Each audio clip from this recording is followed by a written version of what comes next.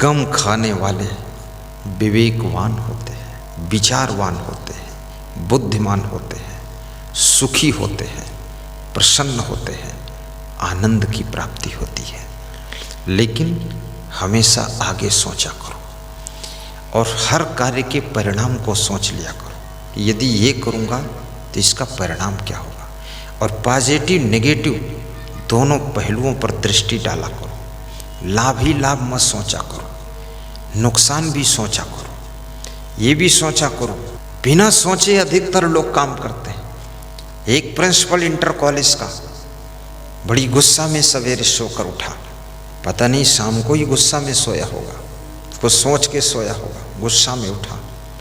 Inter college का principal retire हो चुका था, उसका बेटा MBBS doctor, deputy CMO, additional CMO, उसकी बहू MBBS डॉक्टर, स्त्री रोग विशेषज्ञ।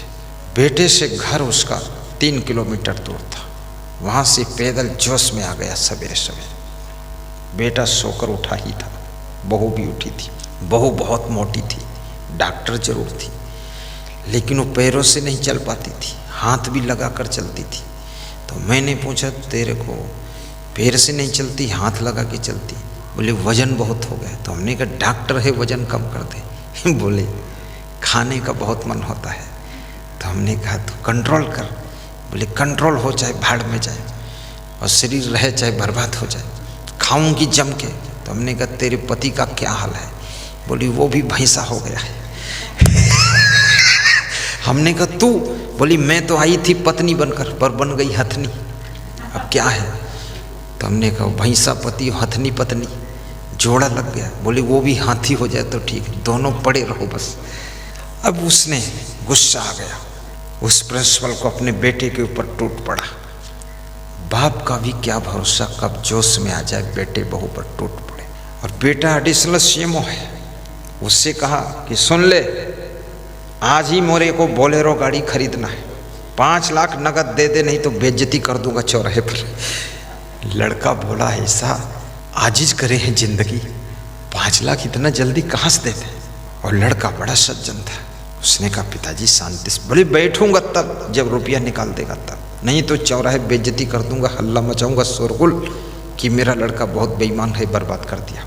जो लोग इज्जत वाले होते हैं ना, उनके घर में कोई जोर से बोलता है तो भी उनको घबराहट हो जाती है। जो सम्माननीय परिवार है, उनके घर में कोई चिल्लाता है तो उनको दुख हो जाता है कि दूसरा सुनेगा तो मेरी इज्जत का क्या होगा। लेकिन जो लोफड़ परिवार के होते हैं लोग, वे जहां भी रहेंगे वहाँ जोर जोर चिल्ला चिल्ला कर बोलेंगे, और जितना तुम चिल्लाओगे घर का सम्मान चला जाएगा, आदत बिगड़ती चली जाएगी, प्रेम टूटते चले जाएंगे, संबंध कड़वे होते चले जाएंगे। और ये भी याद रखना, आगे अगर सोचोगे नहीं तो समस्याएं भी बढ़ती चली जाएंगी, कभी शांति तुमको मिलेगी नहीं। इसलिए आगे सोचो। आगे सोचा, बेटा डर गया, बोला पिताजी गाड़ी क्या करोगे? कभी कभी जाना हो मेरी गाड़ी में चले जाना। बोले नहीं लूँगा, अपनी लूँगा, पैसा तुझको देना है। दिया, फिर क्या करें? गाड़ी ले आए।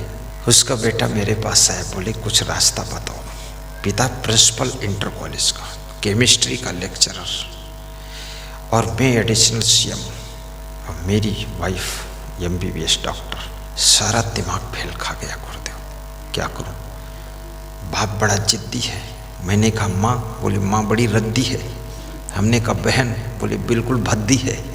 तो हमने कहा भाई? बोले पैदा ही नहीं हुआ कोई।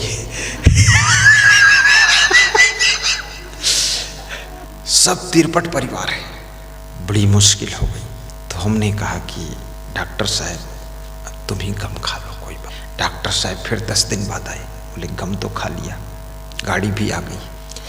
हमने कहा अब क्या समस्या है? बोले अब समस्या ये, मेरे ड्राइवर को पिताजी लेकर चले जाते हैं, अब मुझे जाना है, एडिशनल CMO हूँ, मैं कैसे जाऊँ?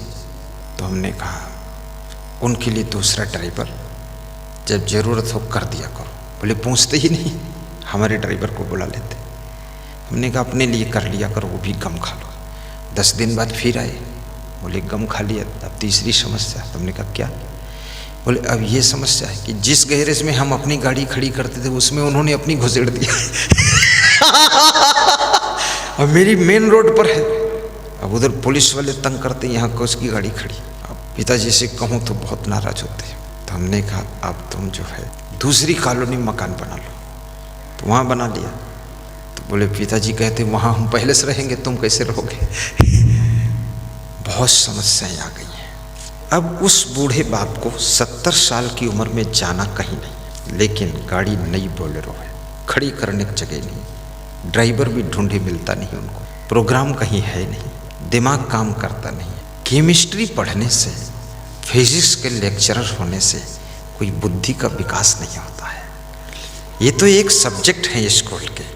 धीरू भाई अंबानी केवल 10वीं तक ही पढ़े थे, लेकिन पूरे हिंदुस्तान में 1 नंबर के उद्योगपति बन गए थे। याद रखना, स्कूल में शिक्षा जरूरी है, लेकिन शिक्षा के साथ साथ में यदि आपको अच्छे लोगों की संगत नहीं मिली, स्वभाव नहीं सुधरा, वाणी नहीं सुधरी, कर्म नहीं सुधरे और लक्ष्य सही निर्धारित नहीं किया, डिसीजन लेना सही नहीं आया, तो आप जिंदगी में सफल नहीं होंगे।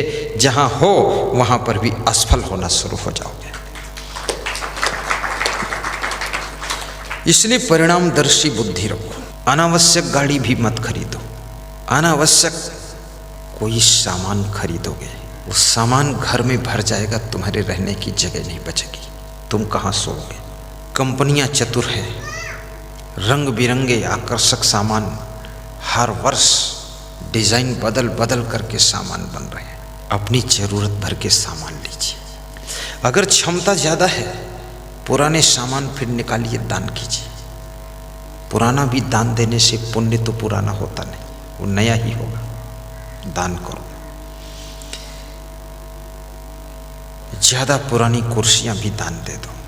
जिनके पास कुर्सी है ही नहीं, सेकेंड हैंड कुर्सी पाकर भी खुश हो जाएंगे। और सबके साथ में मिलजुल कर कार्य करना भी सीखो। अनपढ़ कर्मचारियों को भी चलाना सीखो। गंवारों के साथ में गुजरना सीखो। मूर्खों के साथ में अपने को सफल करना सीखो।